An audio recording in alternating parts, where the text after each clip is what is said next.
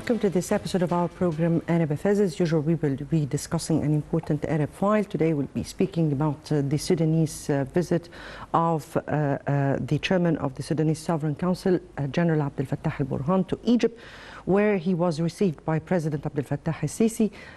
This is the first visit of, or the first trip abroad for General al-Burhan to any country abroad, and he met with President Abdel Fattah al-Sisi here in Al Alamein, where they discussed the situation in Sudan and definitely a number of issues, including the stability, security of Sudan and the development on the Sudanese territories, as well as plans that are being put on the table.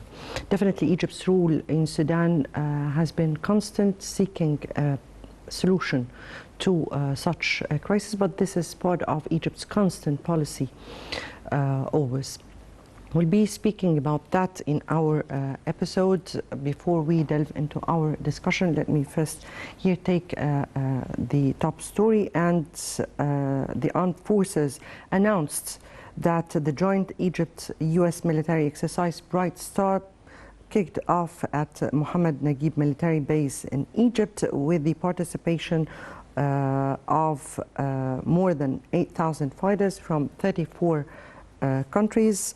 The exercise aims to strengthen military cooperation and build potential to face common threats and risks, as well as training on typical combat acts, developing joint work, and getting to know the latest international combat systems. The military exercise, which will continue till the 14th of September, will also include observers from 15 other countries, in addition to participation of civil police and a number of legal experts from the International Committee of the Red Cross. Among the countries that are participating in the exercise taking place on Egypt's north coast and other naval bases and airbase across the country are Saudi Arabia, Greece, United Arab Emirates, Oman, Jordan, UK, Greece, Cyprus, Pakistan, and India. The exercise also aims at enhancing the strategic and security ties among the participating countries, exchange expertise in developing the combat techniques among them. Definitely, this is one of the most important exercises taking place here and has been taking place since years and years. Before we delve into the main topic, which is the Sudanese file, let's first have a quick look on the Arab news that took place during the week, and we'll come back for more discussion.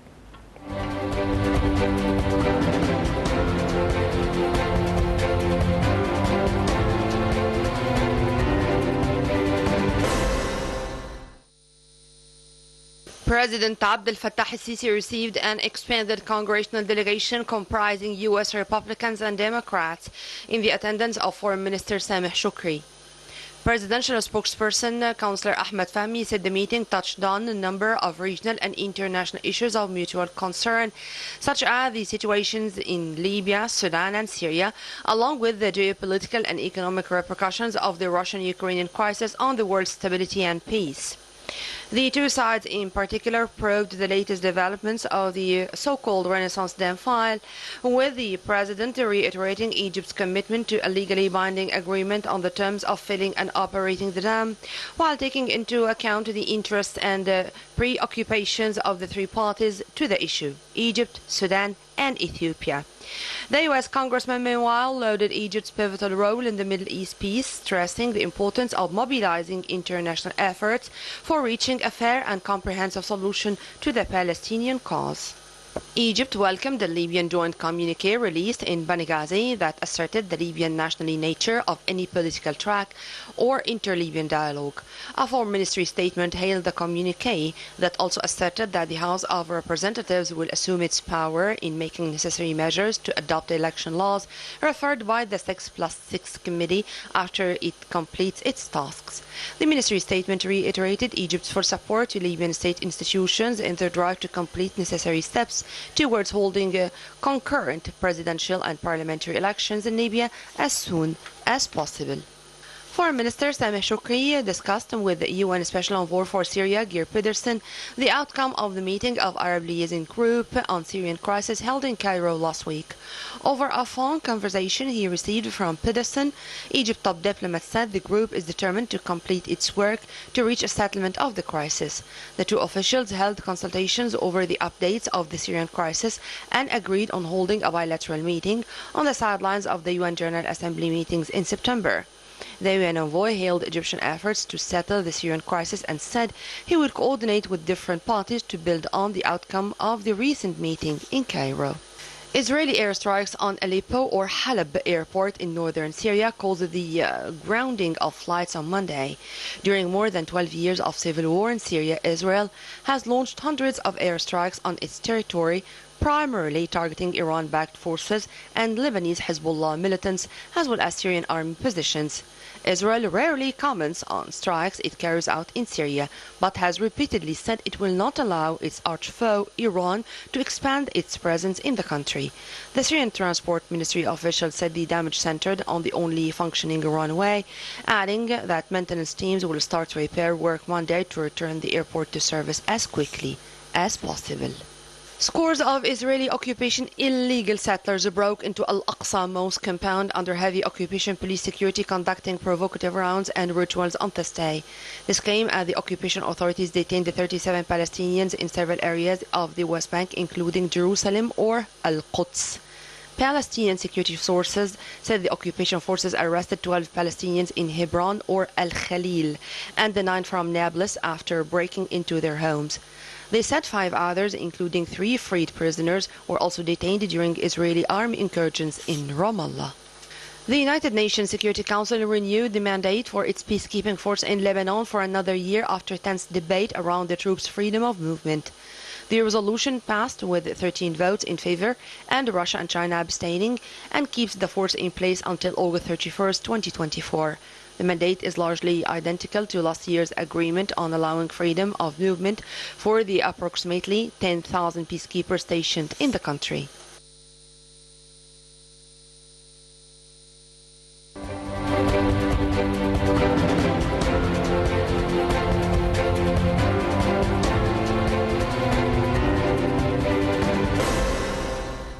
Right, welcome back. And as we were speaking, it's the Sudan. And definitely Sudan is in a very critical situation. And this is the first visit of General Burhan outside Sudan in all cases since the eruption of this crisis. To highlight the Sudanese crisis, we have with us over the phone His Excellency Ambassador Hussein Hariri, former Assistant Foreign Minister. Good afternoon to you, Your Excellency. Hello?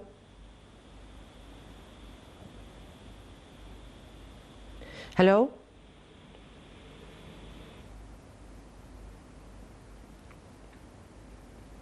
Hello?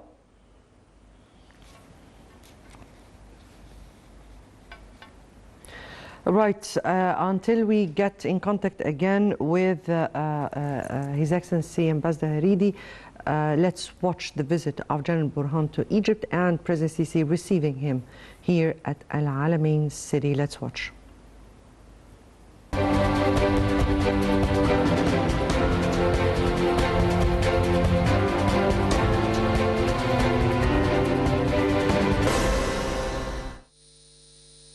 President Abdel Fattah al-Sisi held a meeting on Tuesday with the head of Sudan's Sovereignty Council, Abdel Fattah al-Burhan, who arrived in Egypt in his first trip abroad since fighting began in Khartoum with RSF in April. Presidential spokesperson Councillor Ahmed Fahmy said President Sisi stressed the importance of ties with Sudan on both official and people stages in light of the strategic shared interests between the neighboring countries. He said Cairo's supporting stances towards Sudan are unshakable, stressing the need for safeguarding Sudan's security and stability. For his part, al-Burhan said he highly values historical ties between the two countries, praising the Egyptian support to preserve the security and stability of Sudan during the delicate juncture it is passing through. Sudan Sovereign Council's head also thanked Egypt for welcoming the Sudanese who fled the fighting. The meeting reviewed the latest developments in Sudan and efforts to settle the crisis so as to keep the unity and sovereignty of the nation. The talks also focused on the outcome of the Sudan's Neighbors Conference Egypt hosted this month, with Al-Burhan welcoming the first such conference. Ways of cooperation and coordination to deliver aid to the Sudanese people, especially humanitarian and relief aid, were also discussed at the meeting. Meanwhile, Egypt said the national carrier, Egypt Air, would resume direct flights to Sudan this week. The Ministry of Civil Aviation said that Egypt Air would launch a weekly flight route from Cairo to the Sudanese coastal city of Port Sudan starting Friday.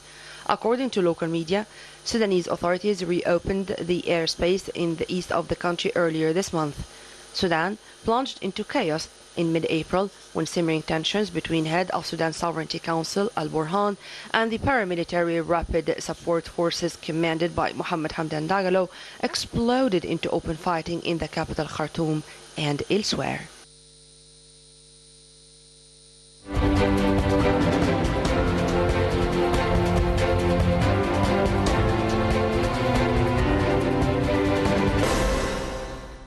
Right, welcome back, and I guess we have with us over the phone His Excellency Ambassador Hussein Hariri, former Assistant Foreign Minister.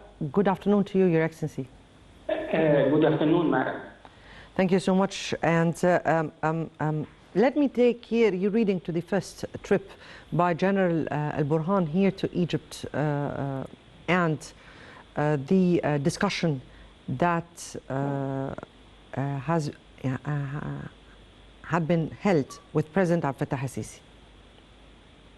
Well, as you said, Madam, this is the first foreign trip for General Abdel Fattah al-Burhan since the outbreak of the armed struggle in Khartoum back in April this year. This trip came almost 3 weeks after Egypt had hosted a summit for the neighboring countries of Sudan. A summit that was followed by a ministerial meeting of the foreign ministers of the respective countries in Chad in order to agree on an implementation mechanism. The visit also came in the context of the failure of international calls to bring the fighting to a halt in Khartoum and in Sudan. And coincidentally, the United Nations, one day before the visit, warned that Sudan could suffer a famine unseen in the world after the Second World War. So the visit came in the context of a very troubled situation in Sudan. And I guess during the Egyptian-Sudanese summit, there was an exchange of points of views on how to deal with the complex situation in Sudan. Having said that, in the context of the visit, the Sudanese general announced or launched an initiative to hold elections or to organize a transitional period up to maximum 18 months, at the end of which there will be an elected democratic civilian government in Sudan. So far, there hasn't been any follow-up on this initiative. The guns are still being heard in Sudan, and till this moment, there are no indications, there are no serious indications that this armed struggle would come to a stop in the very near future. But of course, Egypt will continue its diplomatic efforts, whether with the Sudanese political forces, with the Sudanese Transitional Council, or with neighboring countries and the United Nations, in order to bring this conflict to an end. Indeed. Indeed, Egypt is always working on the security, stability, unity and territorial integrity, which is the most important issue. Let me here discuss what you just said, Your Excellency, and indeed the chairman of the Sudan's Transitional Sovereign Council, General Abdel Fattah al-Burhan, made some statements here from Egypt. And these are the first very much serious announcements to be made since the eruption of the meeting, and he spoke about a genuine transitional period enabling the Sudanese people to establish a government via free and fair elections. From your point of view, Your Excellency, how can this be applied on the ground within the circumstances of the crisis in Sudan, and how do you view the action or the statements that were made before General Burhan, or what was said by the militia, by the head of the militia, the RSF forces, before General Burhan leaves for Egypt? Well, it's very difficult, madam, to predict the course that events will take in Sudan in the next few weeks and few months. As long as that there is no permanent ceasefire, and as long as there are no serious talks between the Presidential Council and the forces loyal to Hamiti and other Sudanese political parties and political forces, I doubt very much, madam, that what the initiative or the ideas that General Burhan floated during his stop in Egypt last week would see the light of day. Well, it would... the most immediate thing now, from my personal point of view, is an agreement and a commitment to the permanent ceasefire. Otherwise, we'll be in a vicious circle. Statements from both sides or from other sides in Sudan that they are working and that are aspiring for the establishment of a democratic regime in Sudan. But neither side is taking the appropriate step to carry out this ambition. Now, of course, as long as this fighting goes on, the likelihood, and this is very serious matter, the likelihood of the implosion of Sudan from within is greater than any time before. So both warring parties in Khartoum have an obligation towards the Sudanese people to stop fighting. And I would say, and this is my personal take on this issue, the two generals cannot, after this fighting and after all the suffering of the Sudanese people, cannot lead Sudan on the road to democracy.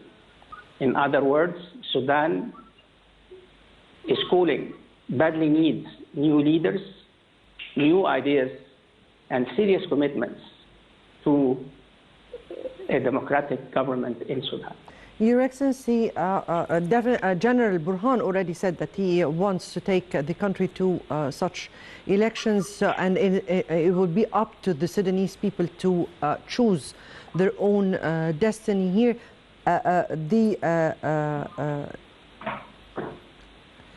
I guess it's up to the Sudanese people, not to militias on the ground, and definitely with a sincere will from the Sudanese people, all the groups, and a sincere will from the world community at large, Sudan can find a real solution, and that's what we hope for.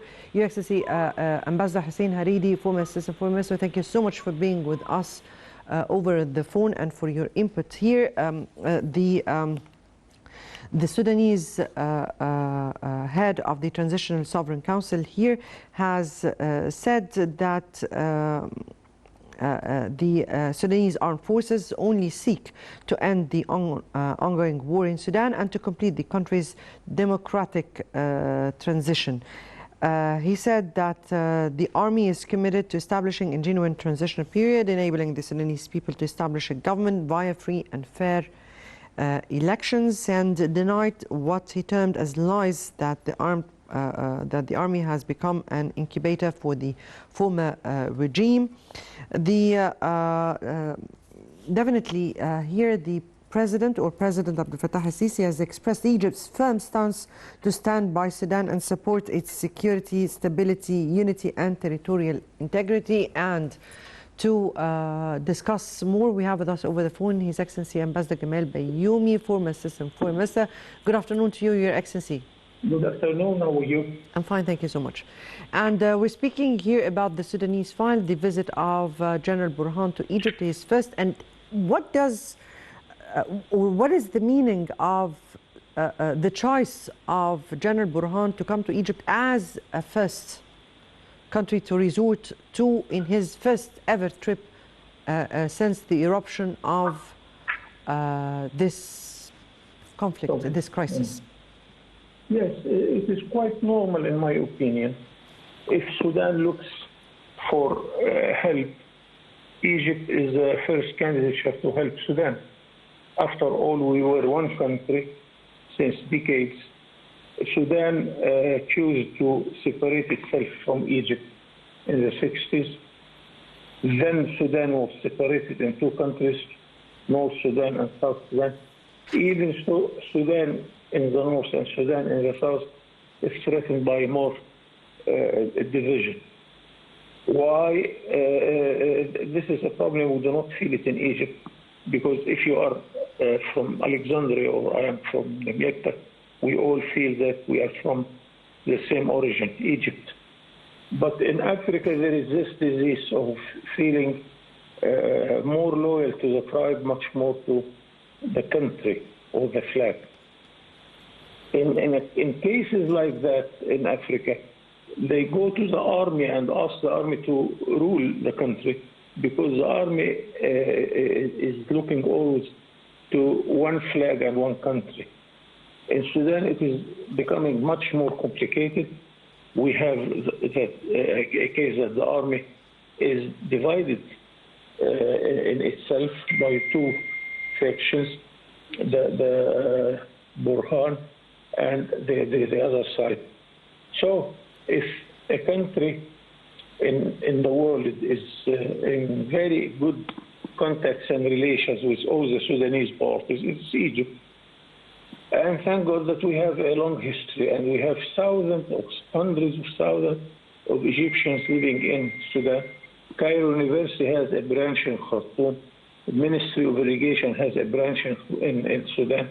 Ministry of Electricity.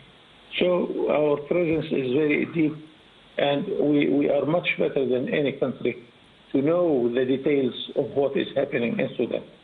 So if Sudan needs an arbitrator or a country to help the two parties in order to come to reason and to come to choose the one country solution, it is Egypt. That's why I hope that this visit will help Sudan with some advices from our leadership, from our president, from our Minister of Foreign Affairs, how to deal with this matter in the Sudanese level, in the regional level, and the international one. Your Excellency, definitely this is part of Egypt's constant diplomacy. It has always sought political solutions to all conflicts, and we're speaking about Sudan, which we have, or we had, our historical ties that has binded us for decades.